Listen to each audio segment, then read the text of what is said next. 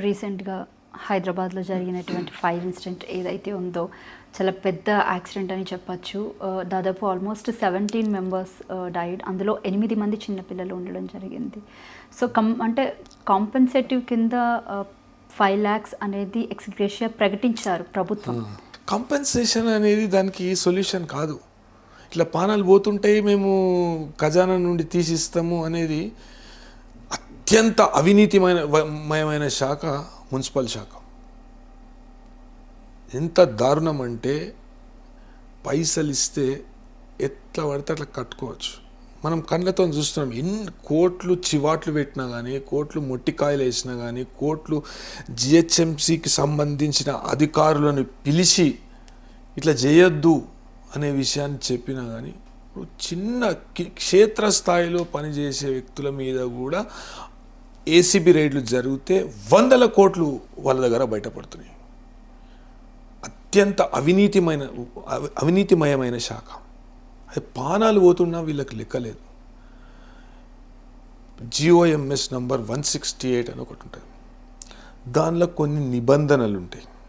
వాణిజ్య సముదాయాల విషయంలో ఏవైతే నిబంధనలు పాటించాలో ఆ నిబంధనలు హైదరాబాద్లో కాదు ఏడ కూడా పాటిస్తలేరు, పెద్ద పెద్ద మాల్స్ తప్ప.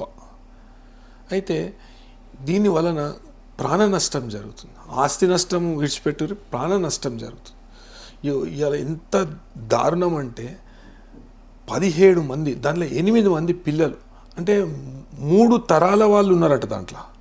3 తరాల వాళ్ళు. మేము చిన్నప్పుడు ఆడ పతంగులు కొనుక్కొని పోతుంటాం గుల్జార్ హౌస్లో. ఆడ అప్పట్లో గచ్చిబౌలి, సాగ్ బౌలి, దూద్ బౌలి ఇవన్నీ వాటర్ బాడీస్ పేర్లు, బాయిల పేర్లు ఇవి. ఇంజన్ బౌలి, పుత్లీ బౌలి ఇవన్నీ అప్పట్లో మేము చిన్నగా ఉన్నప్పుడు పతంగులు కొనుక్కొని పోతుంటాం ఏడికి గుల్జార్ హౌస్కి. అయితే దానిలో ఎంత చిన్నగా ఉంటుంది, దాని మీద ఒక 2 ఫ్లోర్లు కట్టుడు. అనుమతి లేని నిర్మాణాలను ముందుగా గుర్తించాలి. ఇప్పుడు అనుమతులు తీసుకోకుండా కడుతున్న వాళ్ళ మీద కఠిన చర్యలు తీసుకోవాలి. ఎవరైతే చూడనట్టు ఈ మున్సిపల్ అధికారులు ప్రవర్తిస్తారో, చూడనట్టు ఏంది అవినీతి లంచాలకు అలవాటు పడి కొన్ని సర్కిల్స్లో అయితే వాళ్ళే ప్రోత్సహిస్తారు. ఈ అక్రమ కట్టడాలను వాళ్ళే ప్రోత్సహించి మీరే పోయి కోర్టుకు వెళ్ళండి, మేము కోర్టులో సరిగ్గా డిఫెండ్ చేయము, మేము ఎక్స్పర్ట్ అవుతాం అనే విషయాన్ని కూడా చెప్తున్నారు వాళ్ళు. అట్లా ఎన్నో అక్రమ కట్టడాలు అనేటివి హైదరాబాద్ పరిసరాలలో, హైదరాబాద్ అవతల ఎట్లయితే సిటీ విస్తరిస్తుందో అక్రమ కట్టడాలని ఇలా. ఇప్పుడు మనం చూడవచ్చు నేచర్ ఏంటంటే ఒక డబ్బల మనం ఒక వెజల్లో కొన్ని నీళ్ళు పోస్తాం, ఒక గిన్నెలో నీళ్ళు పోస్తాం. దాని కెపాసిటీ కంటే ఎక్కువ వెజల్ తీసుకోగలుగుతుందా, ఆ గిన్నె తీసుకోగలుగుతుందా? ఒలికిపోతాయి. అదేవిధంగా మనము ఒక చిన్న జాగల 10 అంతరాల భవనం కడితే అది నిలబడుతుందా? లేకుంటే దాంట్లో ఉన్న వాళ్ళందరికీ వాళ్ళ డిజాస్టర్ మేనేజ్మెంట్ ఈ విషయాల్ని ముందే పట్టించుకోవాలి. జిహెచ్ఎంసీకి సంబంధించినటువంటి కమిషనర్ కూడా దీని మీద ఒక సమీక్ష నిర్వహించి, ఎందుకంటే గతంలో ఇట్లాంటివి ఇన్సిడెంట్స్ చాలా జరిగాయి. అది కూడా జరిగిన సందర్భం కూడా అందరికీ తెలుసు. మోర్ ఓవర్ సమ్మర్లో ఇలాంటి డిజాస్టర్స్, నాట్ అబౌట్ డిజాస్టర్ చెప్పాలంటే ఇది ఇలాంటి ఇన్సిడెంట్స్ చాలా జరిగాయి. మేము ఇప్పుడు అందరూ ఫైర్ డిపార్ట్మెంట్ అన్నారు. ఫైర్ డిపార్ట్మెంట్ వాళ్ళది ఎటువంటి, నా దృష్టిలో అయితే ఫైర్ డిపార్ట్మెంట్ ఇంత కూడా తప్పులేదు. ఫైర్ డిపార్ట్మెంట్ ఎప్పుడు వస్తుంది? ఫైర్ యాక్సిడెంట్స్ జరిగినప్పుడు వాళ్ళు ఆపడానికి వస్తారు, ఆ పనికి వస్తారు. నీకు ఫైర్ ఇంజన్ పోనీకనే జాగలేదు ఆడ. ఎట్లా ఎక్స్పెక్ట్ చేస్తాం వాళ్ళు సమర్థవంతంగా పనిచేస్తారని? ఎట్లా అంబులెన్స్ కూడా టైంకి రాలేదు అని ఎట్లా వస్తుంది? ఇట్లా అస్తవ్యస్తంగా ఉంటే, ట్రాఫిక్ అస్తవ్యస్తంగా ఉంటే ఎట్లా వస్తుంది? నువ్వు ముందుగానే కట్టనిస్తావు అని, ముందుగా అక్రమ నిర్మాణం చేయనిస్తావు, ఊకుంటావు, సప్పు లేక పైసలు తీసుకుంటావు, పండుతావు ఇంట్లో. నువ్వు సుఖంగా ఉండాలి. వానికి ఏమన్నా అయితే మొత్తం ఫ్యామిలీ చచ్చిపోవాలి. ఫైర్ డిపార్ట్మెంట్ వాళ్ళు చేయలే, ఈ డిపార్ట్మెంట్ వాళ్ళు చేయలే, వాళ్ళు చేయలే, వీళ్ళు చేయలే.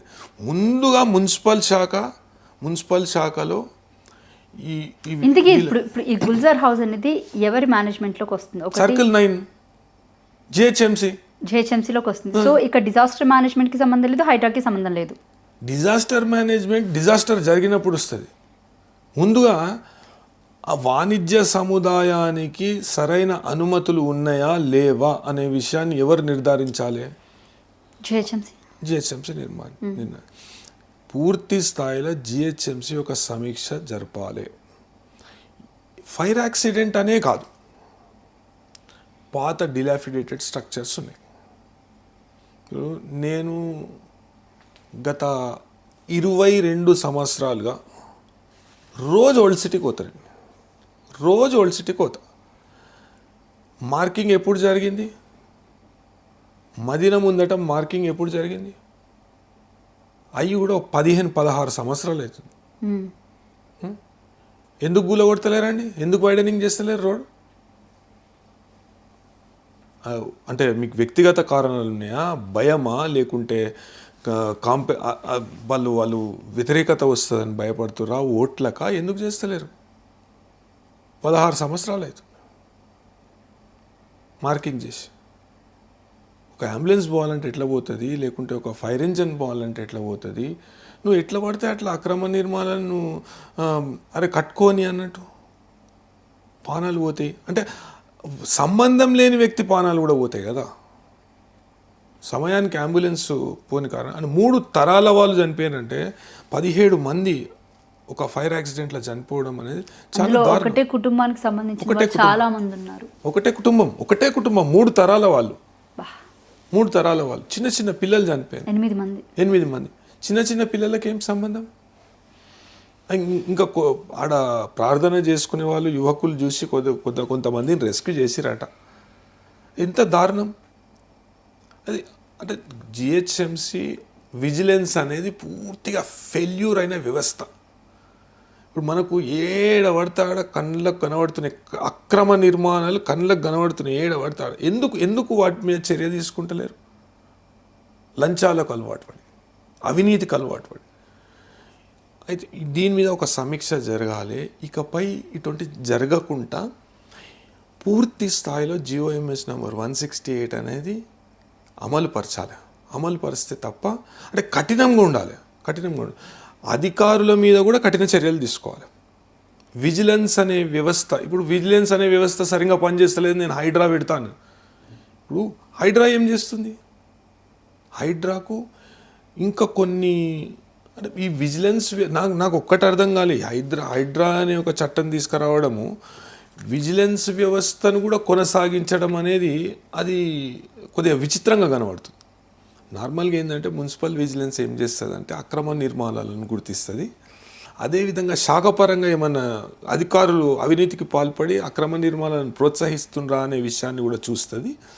అక్రమ నిర్మాణాలు ఏంటన్నా ఉంటే అక్రమ నిర్మాణాలకు నోటీసులు ఇవ్వడం, కూలగొట్టడం అనేది మేము వివిధ విభాగాలు పెడతాము, అక్రమ నిర్మాణాలను ఆపుతాము, అదేవిధంగా అక్రమ నిర్మాణాలు చేసే వాళ్ళ మీద చర్యలు తీసుకుంటామని ప్రభుత్వాలు చెప్తూనే ఉన్నాయి.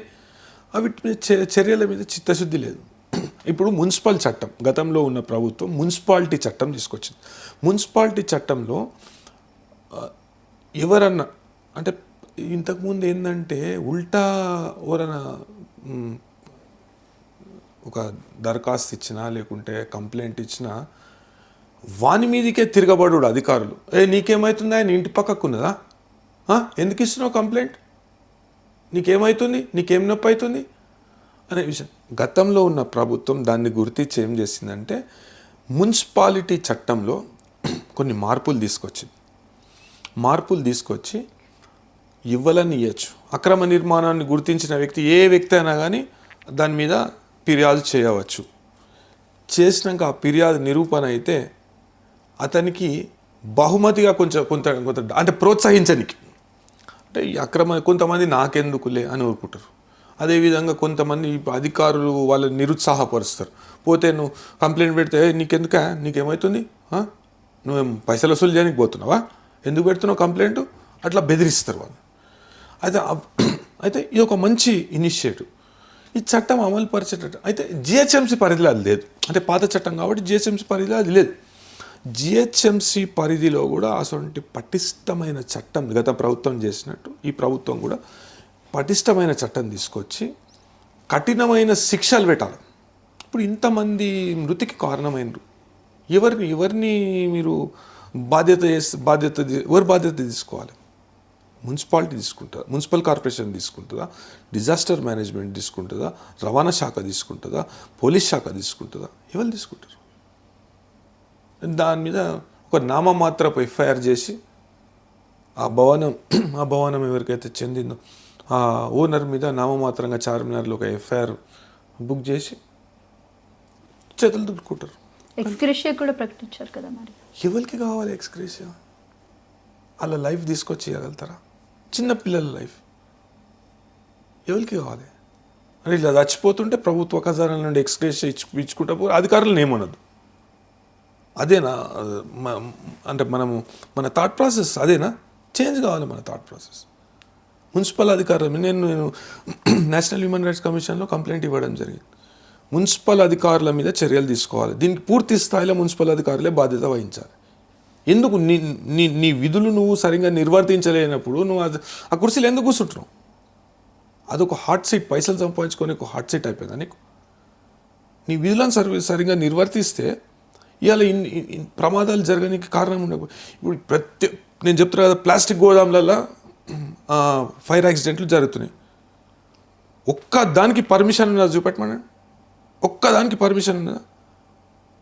అంటే వీళ్ళ ఆస్తులను జప్తు చేసి వీళ్ళ ఆస్తులు అమ్మి వాళ్ళకి కాంపెన్సేషన్ ఇవ్వాలి. వీళ్ళ ఆస్తులను జప్తు చేయాలి, వీళ్ళని జైల్లో పెట్టాలి. ఒక్కదానికి పర్మిషన్ ఉందా? కాటేదాన్లో, అదేవిధంగా శాస్త్రీపురంలో, అదేవిధంగా ఉమ్దానగర్లో అన్ని ప్లాస్టిక్ గోదాములు ఉన్నాయి. ఎక్కువ శాతం ప్రమాదాలు ఆడనే అవుతాయి. ఎట్లా వస్తుంది వానికి?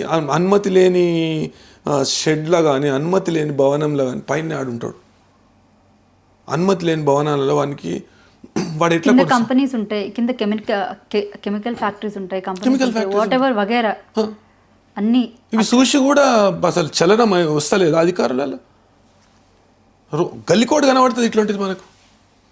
ఎందుకు? హైకోర్టు మెయిన్ గేట్ ఉంటుంది, దాన్ని 6th గేట్ అంటారు.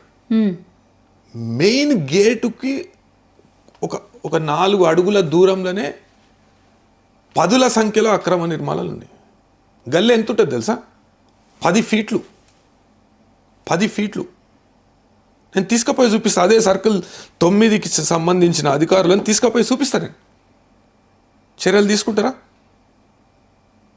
10 ఫీట్లు ఉంటుంది. ఫైర్ ఇంజన్ కాదు కదా, అంబులెన్స్ పట్టదు. రెండు 2 వీలర్లు ఇట్లా వస్తే, ఆపోజిట్ డైరెక్షన్లో 2 2 వీలర్లు వస్తే ఇద్దరికి పోనీకి జాగుండదు. అంత కంజెస్టెడ్ ఉంటాయి ఆ గల్లీలు. ఒక్కో దగ్గర బయటికి 10 ఫీట్లు ఉంటుంది, లోపలికి పోతే నేరో అయిపోతుంది. 6 ఫీట్లు అవుతుంది, 7 ఫీట్లు అవుతుంది. అంటే మనం కోర్టు పరిధిలోకి వచ్చి కోర్టుల కేసు వేస్తేనా మన న్యాయమూర్తులు గుర్తించేది, లేకుంటే కోర్టులు గుర్తించేది? ఈ బాధ్యత ఎవరు తీసుకోవాలి? అధికారులు కాదు ఇది. అంటే వాడ ఫైర్ యాక్సిడెంట్ అయితే 100ల మంది చచ్చిపోతారు. ఆడ ఏమన్నా డిజాస్టర్ అయిందంటే, ఏదైనా బిల్డింగ్ కూలిపోయిందంటే కొన్ని 100ల మంది చచ్చిపోతారు. పట్టి లేదు. ఆడు కట్టేటోడు కడతాడు, పైసలు ఇచ్చి ఇలా అవినీతి చేసి వాడు కట్టేటోడు కడతాడు. మరి సంబంధం లేని పానం పోతే, అంటే వాళ్ళ ఇంట్లో పానాలు పోతే ఇంత శరం తప్పిన వ్యవస్థన. అయితే దీనిలో పూర్తి స్థాయిలో GOMS నంబర్ 168 అనేది అమలుపరిచి వీళ్ళ మీద కఠిన చర్యలు తీసుకోవాలి. ఇక ముందు మేము ఇస్తాం, కాంపెన్సేషన్ ఇస్తాం, చేతులు దులుపుకుంటాం, లేకుంటే ఒక ఎఫ్ఐఆర్ చేస్తాం, చేతులు దులుపుకుంటాం అంటే కాదు. అట్లా కాదు. దీని మీద కఠిన చర్యలు ఉండాలి. రాష్ట్ర ప్రభుత్వానికి చిత్తశుద్ధి ఉంటే దీని మీద తప్పకుండా చర్యలు తీసుకోవాలి. ఏ విధంగా అయితే మున్సిపాలిటీ చట్టం, హైడ్రా అన్నారు. హైడ్రా చట్టం ఏంది? ప్రభుత్వ ఆస్తులను రక్షిస్తాము అనేది ప్రాథమికంగా చెప్పడం జరిగింది. హైడ్రా అనే చట్టం అది ఎందుకు తెచ్చిరా అసలు మనకు కొద్దిగా కన్ఫ్యూజన్. ఎందుకంటే వేరే చట్టాలు అమల్లో ఉండగా ఒక కొత్త చట్టం తీసుకురావడం, కొత్త బాడీని అనేది కాన్స్టిట్యూట్ చేయడం అనేది కొద్దిగా అంటే నాకు కూడా కొత్తగా అనిపిస్తుంది. సరే, ప్రభుత్వ ఆస్తులను ప్రాథమికంగా మేము కాపాడుతాము, ఒక టాస్క్ ఫోర్స్ లెక్క ఒకటి నియమిస్తాము అనే విషయాన్ని మరి నువ్వు ప్రజల ప్రాణాలను కాపాడే బాధ్యత మీది కాదా?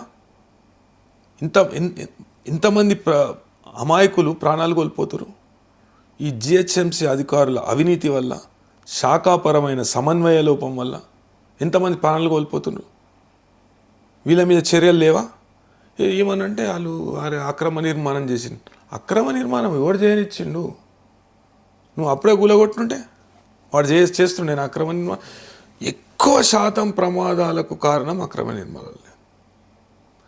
వాడిని ఉంటుందే గింతంత. హైకోర్టు గేట్ ఆపోజిటే, హైకోర్టు గేట్ ముందటనే 7 అంతరాలు 6 అంతరాలు. ఇంత దారుణమా? దాన్ని కూడా చూసి అదే సర్కిల్ 9కి సంబంధించిన అధికారులకు మీ ఛానల్ ద్వారా చెప్తున్నాను, నేను తీసుకుపోయి చూపిస్తా. చర్యలు తీసుకోండి, ప్రాణ నష్టాన్ని నివారించుంది. ఇకనైనా మొత్తం సౌ చువేకాకే బిల్లి హచ్కు జాతి అన్నట్టు అట్లా చేయకురి, ప్రిటెండ్ చేయకురి. ఇప్పుడన్నా యాక్షన్ తీసుకోండి, చర్యలు తీసుకోండి, కదులుండ్రి అని నేను చెప్పి మీ ఛానల్ ముఖంగా చెప్పదలుచుకున్నాను. నేను ఇప్పటికీ తీసుకోకపోతే ఏమవుతుందంటే పూర్తి స్థాయిలో అంటే సంబంధం లేని వ్యక్తులు కూడా ప్రాణాలు కోల్పోవడము, ఆస్తి నష్టం జరగడం అనేది జరుగుతుంది. ఒక న్యాయ వ్యవస్థ లేకుంటే చట్టము అనే వీటి మీద ప్రజలకు గౌరవం పోతుంది. ఇంత పూర్తి స్థాయిలో ఇది మొత్తం దిగజారుడుతనము, అవినీతికి పాల్పడకుర్రి. ఇప్పుడైనా అధికారులు లేకుంటే ప్రభుత్వాలు దీని మీద పటిష్టమైన చట్టాలు తేవాలని నేను కోరుకుంటున్నాను.